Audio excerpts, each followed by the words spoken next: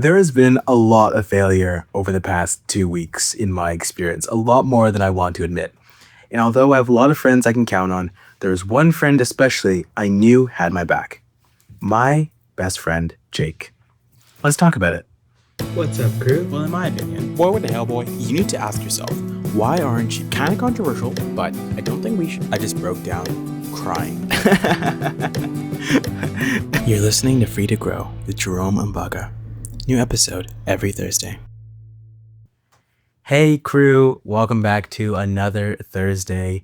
I'm really excited for this episode because I'm not even thinking about it. I was just like, I really want to talk about this today because it's been the only thing on my mind. So as you just saw, this is my teddy bear. His name is Jake. Voila, super cool. I can have no clue how this looks on camera.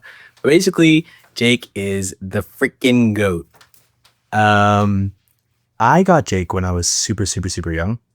I have no clue how old I was, to be completely honest. And I don't think that Jake was originally mine. I think that Jake was either, I have this cousin. I think it's either hers or it's my older brother's.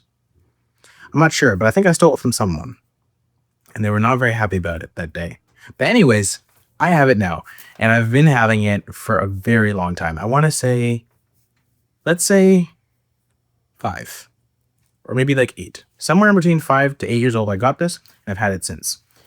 And if you have a teddy bear, then you know the subtle, deepness connection that you have with your teddy bear because it's amazing. And when I was thinking of making this episode, I was like, okay, this is a little corny, a little cringy,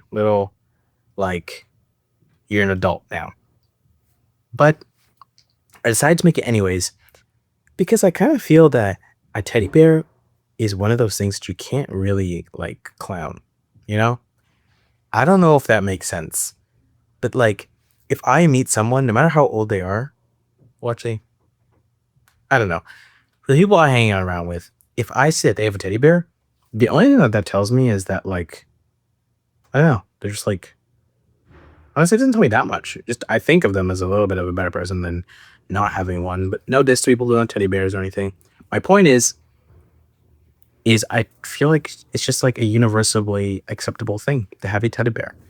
I wish I could sit here and be like, oh yeah, me and my teddy bear, I take care of Jake all the time. No, the absolute opposite. The reason why, well, actually, I have a good story for the reason why I chose Jake as my teddy bear. There's a very good reason why. But the reason why I've kept Jake so long is because I did not take care of him at all. At all. Jake, I would have Jake and then he would go missing underneath my bed for a year and then he'd just randomly spawn up and I'm like, oh, there he is. Or I'd be falling in between the crack of my wall and my bed for a week and he'd come back and oh, there he is. I don't know. And if you know a little bit about my life, I moved constantly all the time, house to house, moving cities sometimes.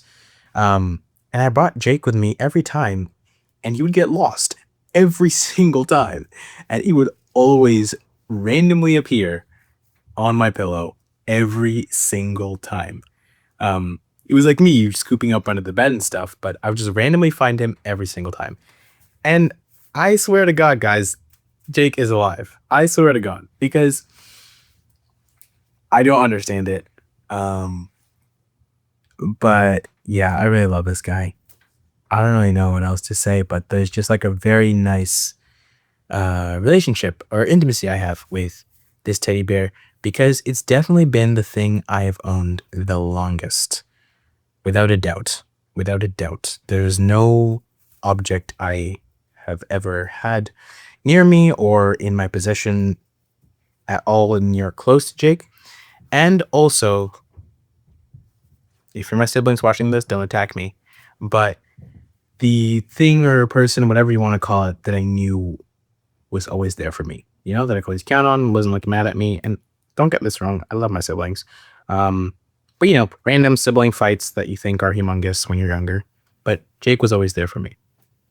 And yeah, I just really, really, really wanted to talk about that because this past week or 2 weeks has had a lot of failure.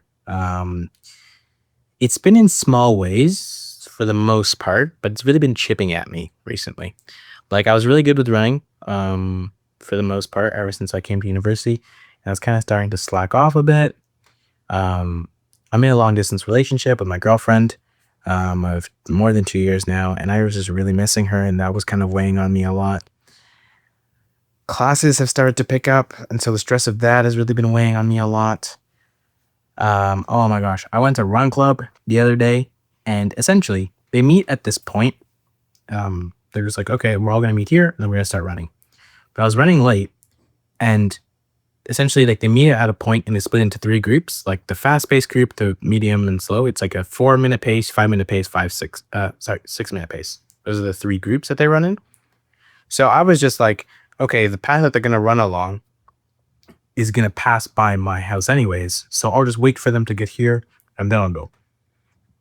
So the first group came and I just started running with them. I didn't think about it until after I was actually running with the group. And then I asked the guy running next to me, I was like, wait, is this the 4-minute pace group?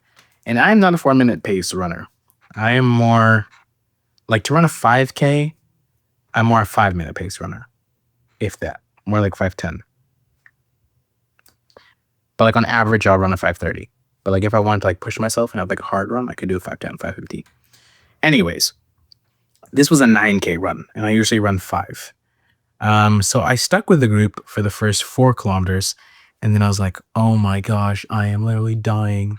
Like I was sticking in there. It wasn't even like my mentality or anything. It was just like my body was just like, no, bro, no. But I did have a lot of fun. And so the group was running, they made a turn, and I was like, see ya. I just stopped. I stretched for a little bit, and then I ended up joining the slow pace group and finishing the run there. It was weighing on me a bit because it's just like not a great feeling. But yeah, that wasn't a big one. The big one has more been school. It's just been picking up a lot and it's stressful. It's really stressful. Sometimes I get back to my room, I just want to chill. I just want to hug my girlfriend. I just want to chill with my boys and stuff like that. And it's like, essay. And this is not a unique experience. I'm sure that everyone always has things to do that they don't want to do. But yeah, it's just been hard. It's been a hard week. Nothing like anything deep or profound about that. Sometimes it's okay to just acknowledge it's been a hard week. And it has. And so that brings me back to Jake. Because Jake popped up. I came back from class, slammed my face into the bed, and just like laid there for a little bit. I had a nap, played some music, doom scrolled here and there. And so I saw Jake, and I was like, maybe I should get into reading more. I don't know why that thought popped in my head. That's a lie. I do. The reason why I have Jake is because of a book series called Calvin and Hobbes. Now, if you don't know Calvin and Hobbes, I don't know what you're doing with your life, but you need to go read Calvin and Hobbes immediately. Because Calvin and Hobbes, I'm literally telling you guys, Calvin and Hobbes is peak fiction. Peak fiction. It's a comic book series.